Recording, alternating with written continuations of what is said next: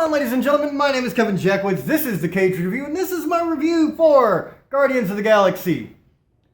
Oh my god, dude. This movie, I didn't know what to expect with it. I'm pretty sure nobody knew what to expect with it. Definitely some lesser-known characters from the MCU, but very important that they got this movie right because they really needed the element of Gamora and Nebula, especially when they started the Thanos story. Like, when they really got into Thanos, you needed this. So they had to get this right. And they were very smart about it, and they relied heavily on humor for this movie. And it really was a comedy. It was action, but it was a comedy. It was funny all the way through, and I love that. Directed by James Gunn, you have Chris Pratt as Peter Quill Star-Lord, Zoe Saldana as Gamora, Bradley Cooper voices Rocket Raccoon, Vin Diesel voices Groot, Dave Bautista is Drax the Destroyer, Michael Rooker is Yondu Odonta. And so these guys are a ragtag group of human and aliens who come together under very harsh circumstances, and they're all after the same thing, which is this orb, which we find out is the Power Infinity Stone. And it is also trying to be caught by Thanos himself, who is using Ronan the Accuser, who is played by Lee Pace. With Ronan is Karen Gillan as Nebula and Djimon Hounsou as Korath. And so it starts out with, right away, Peter Quill gets the orb from where it was being held, and Korath follows right behind him. And so there's a big fight between Quill and Korath. Quill decides to take it to this buyer. And on the way, he gets cut off by Gamora, who is being sent by Ronan the Accuser. Now, keep up with it. She is actually trying to betray Ronan the Accuser and betray Thanos, her father, because she knows that Thanos is going to wipe out an entire planet, and she doesn't want that to happen. And so she's trying to do the right thing. Rocket Raccoon and Groot are a pair of bounty hunters. There is now a bounty on Quill's head. And so they see Quill during the fight with Gamora, and they decide that they're going to try to cash in. And so that's how those four come together. They were all sent to a prison where everybody wants to kill Gamora because she is known as one of Thanos' helpers. And Thanos has killed a lot of people. And so Drax the Destroyer is wanting to get revenge on Ronan the Destroyer and Thanos. He's going to kill Gamora, except Peter Quill stops him, tells him that Gamora betrayed her father, and if he really wants to get to him, he needs Gamora alive.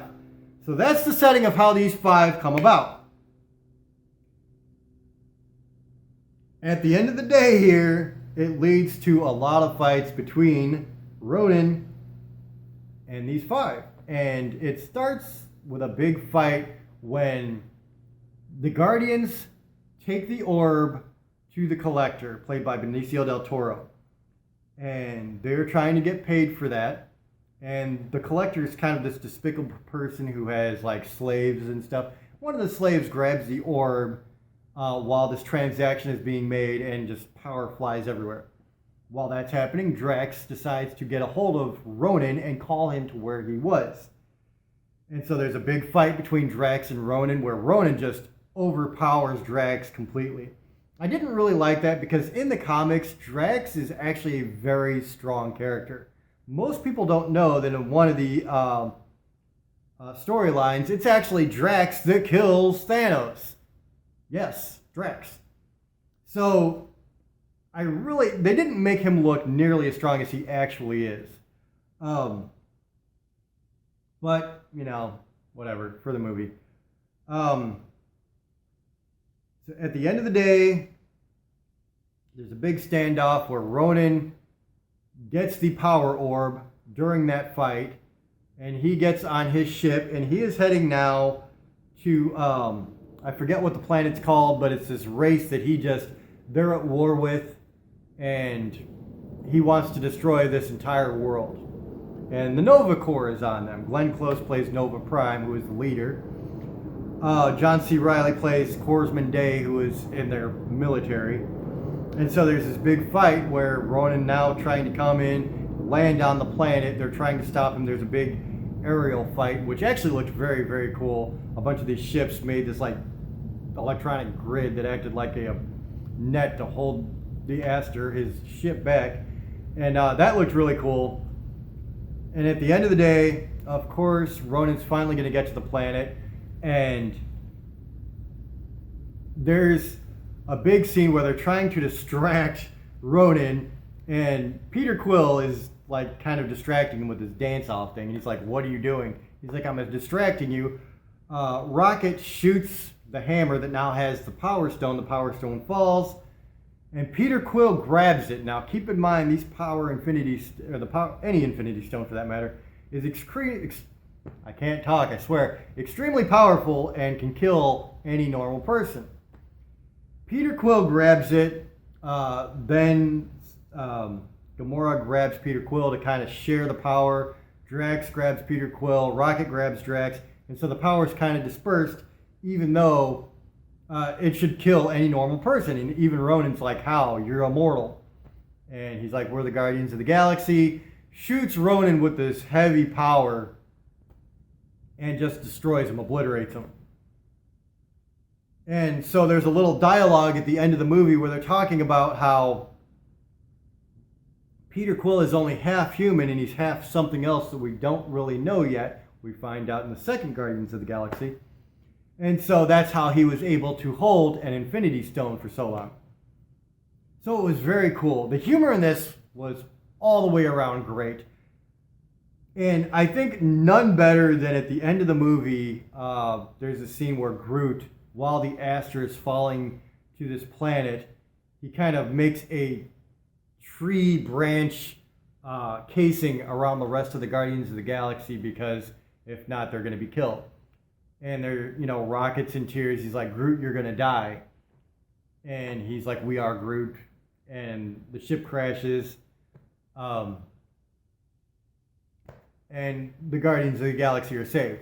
So at the end of the movie, you have this little twig that is now like a little sprout of Groot.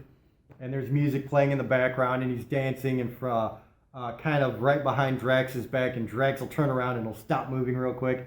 Really funny, man. It was really cute. And Baby Groot became one of the cutest, funniest things just ever for the Marvel Cinematic Universe. They use him so much in so many good ways, and you just can't help but smile, man. Really good stuff. You do get an end credit scene with the Collector sitting in his blown up, whatever you want to call it, library.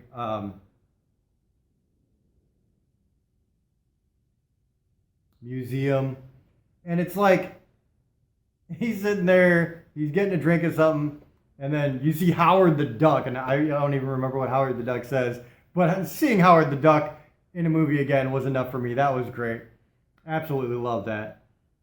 So it was a really, really fun movie, man. It really was. It was not perfect, but honestly, I think they went the right direction trying to make it more comedy than action movie, because either way you're going to sell the movie with the comedy. So it was really smart direction with that. I absolutely had fun with it, and the action was actually very good. So, phenomenal job for Marvel. I'm going to give it an 8 out of 10. Really loved it, man. So ladies and gentlemen, let me know what you think in the comments below. If you enjoyed this, hit the like button, subscribe, and share. My name is Kevin Jackowitz, Kaged Nation, out.